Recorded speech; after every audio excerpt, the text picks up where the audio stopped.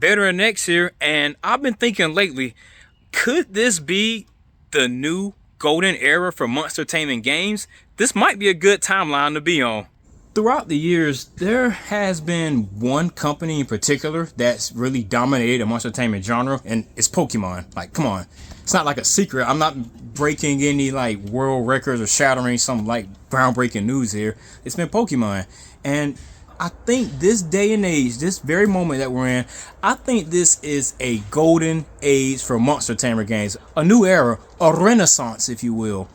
And what I mean by that, because there's a lot to break down with that. And the first part I mean is that new alternatives and competition and options are starting to become available. And I think this all started when Pal World bust down the floodgates.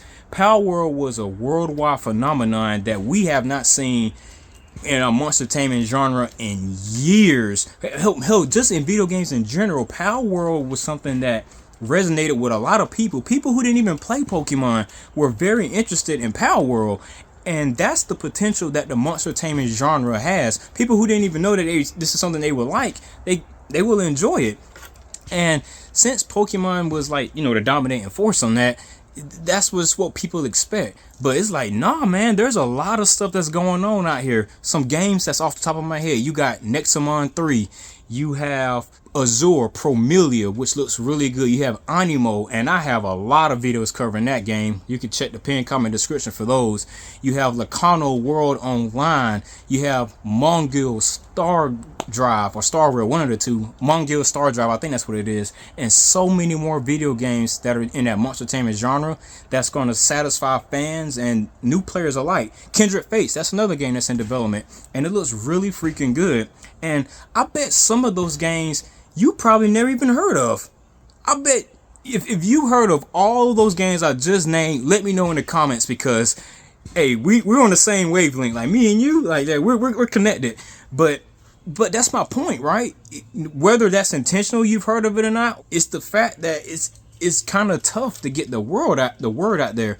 But something's changing. Something's in the air, and I'm here for it. I really like how it's going. And there have been a lot of games throughout the years, right, that have been released as monster tamers.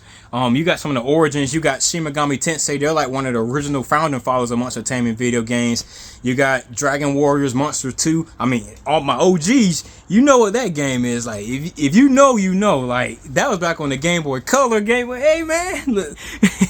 But those are some of the games that, original foundations for this. You got Digimon as well. And speaking of which, there's a new Digimon game that's coming out too. It looks pretty dang good. I can't even lie to you. And if Pokemon is like the only game that you play, which is not a bad thing, like if you enjoy just Pokemon, like go have a blast. Like that's the point of video games. That's one of the best hobbies on earth. You can play what you want and no one's going to bat an eye at it. That's fine. But once you step outside that Pokemon echo chamber and you really see like what other video games are doing, screw just other monster tamers, just think about what other video games are doing in general. That's when you really see like how stagnant that franchise has been for the past few decades, and like how underutilized it's going to be. And I'm not saying that as a dig or pointing at fingers at anyone. That's just an observation. I have eyes. Like I can see like when other games are pushing the industry forward and they're establishing new standards and whatnot. And I can see when some are just more or less re-releasing the same thing with a fresh coat of paint. I mean, just look at the sports genre. Like that's a perfect example of that. Some might argue that the Call of Duty franchise is pretty much the same game every year, and Pokemon is kind of more or less, it falls along those lines too. And I'm not doing this to dig at the game at Pokemon. Obviously, I'm a fan. Like my very first handheld video game was Pokemon Red on the Game Boy Color. Like I've been here since the beginning. Like come on now. Like I'm saying this because I like Pokemon and I enjoy monster taming games even more. That's just where all this is coming from. It's not a place of malicious intent or anything like that. And for me, when I finally stepped outside that Pokemon Echo Chamber, it happened during the XY era. Of those Pokemon games. And I don't know, I think I was just looking something up on YouTube on how to, I think I was trying to build like a competitive team or something, and then it was just a thumbnail that caught me out of the corner of my eye, and it was something that was critical about it. And that moment, that was my first time seeing anything like that critique Pokemon in a thought out logical way. Anything that criticized it, anything that called out its flaws, that was my first time Oh, someone's fell in a tree right now. That's pretty cool. But that was my first time being exposed to any piece of media that had any sort of criticism of Pokemon at that point in time. And when I tell you my jaw dropped, I was like, oh my God, like what are we missing out on? And then from there, it just branched out even further, because if you compare Pokemon to other video games, that's when you can truly see like the lack of quality and the things that players have been asked about for decades. It just hasn't happening. And you know, some people, well, they compare Pokemon to the previous iteration of it, and like, what does that mean? Like, that's a really low bar compared Pokemon to a previous iteration of itself. Hey guys, Scarlet and Violet was better than Sword and Shield.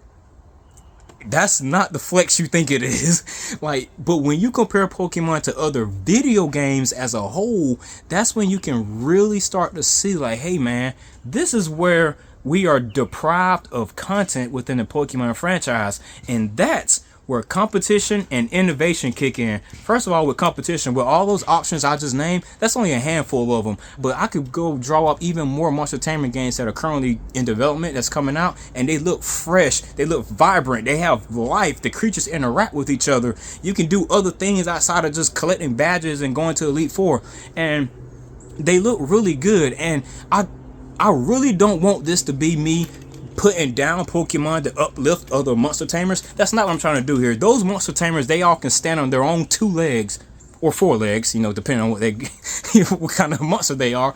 But they are really polished video games. Just not even thinking about Pokemon in general.